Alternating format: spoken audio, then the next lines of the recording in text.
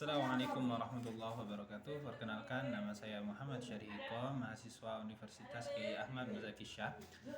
Baik, di sini saya akan menjawab pertanyaan ujian akhir semester mata kuliah Kapita Selekta dengan dosen pengampu Bapak Ahmad Rosidi MPDI. Yang pertama yaitu analisis tantangan terbesar. Tantangan terbesar pendidikan di Indonesia pada era Society 5.0 adalah mempersiapkan generasi yang memiliki kapasitas humus centered yang kualitas di tengah deskripsi teknologi dan informasi yang masif. Society 5.0 menuntut individu yang mampu bersinergi dengan teknologi untuk memecahkan masalah yang kompleks. Jadi argumentasinya itu pendidikan harus berfokus pada pendidikan human centered, artinya teknologi yang menjadi alat untuk meningkatkan potensi manusia secara kreativitas, critical thinking dan empati. Bukan menggantikannya.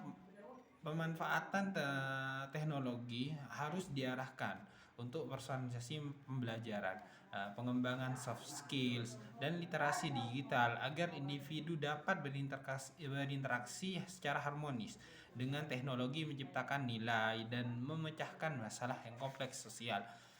Yang kedua yaitu kebijakan merdeka belajar berpotensi meningkatkan keadilan dan pemerataan melalui fleksibilitas kurikulum dan otonomi pada satuan pendidikan untuk menyesuaikan diri dengan konteks lokal. Ini dapat mengurangi kesenjangan dengan memungkinkan sekolah di daerah terpencil mengembangkan potensi sesuai sumber daya yang ada. Contoh konkret, program kampus mengajar menempatkan mahasiswanya di sekolah-sekolah termasuk di daerah 3T untuk membantu proses belajar mengajar. Refleksi keberhasilan program ini telah membantu pemerataan akses pada pendampingan pendidikan dan inovasi pembelajaran. Meningkatkan minat belajar siswa di daerah, tantangan infrastruktur dan kapasitas guru yang masih menjadikan penghalang di banyak wilayah. Jawaban yang ketiga yaitu menurut saya kurikulum merdeka memiliki potensi besar untuk menjawab kebutuhan pendidikan abad ke-21 dibandingkan kurikulum sebelumnya.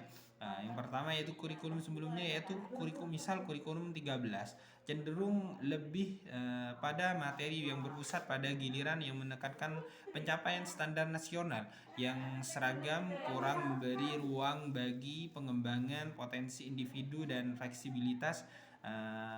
Ini terkadang kurang relevan dengan keterampilan abad 21 yang membentuk kreativitas dan problem solving.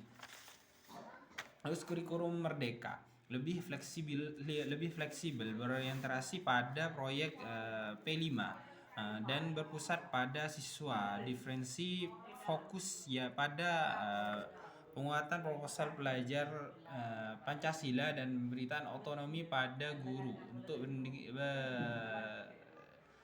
berinvasi sesuai kebutuhan siswa. Pendekatan ini lebih relevan untuk critical thinking untuk menumbuhkan kemandirian, kemampuan adaptasi, kolaborasi, dan critical thinking yang esensial di abad ke-21.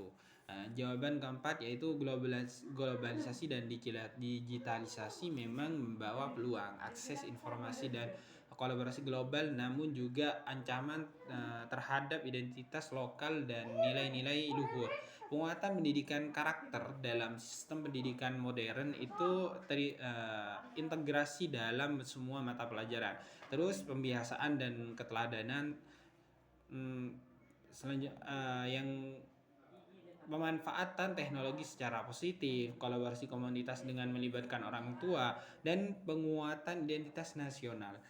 Jawaban yang kelima yaitu isu aktual, yaitu ketimpangan akses pendidikan di daerah terpencil dan terluar ya, atau kita sebut itu 3T. Analisis akar masalah yang pertama yaitu infrastruktur yang tidak memadai. Yang kedua yaitu kekurangan dan kualitas guru. Yang ketiga yaitu keterbatasan sumber belajar. Yang keempat tingkat ekonomi dan sosial masyarakat. Yang kelima kebijakan yang kurang berpihak. Nah, solusi konkret berbasis pendekatan paradoksis. Yang pertama yaitu meningkatkan kualitas dan kuantitas guru. Paradoksis memberikan pelatihan pedagogis khusus bagi guru yang akan ditempatkan di daerah 3T. Konkretnya yaitu mengembangkan program PPG. Yang kedua, pemanfaatan teknologi untuk akses pembelajaran pedagogis, yaitu mengembangkan modul pembelajaran digital. Secara konkret yaitu pendistribusian perangkat belajar, pengembangan kurikulum, terus pemberdayaan komunitas melalui pendidikan komunitas. Terus yang kelima yaitu sistem monitoring dan dukungan yang berkelanjutan. Mungkin itu yang bisa saya sampaikan. Kalau lebihnya mohon maaf. Wassalamualaikum warahmatullahi wabarakatuh.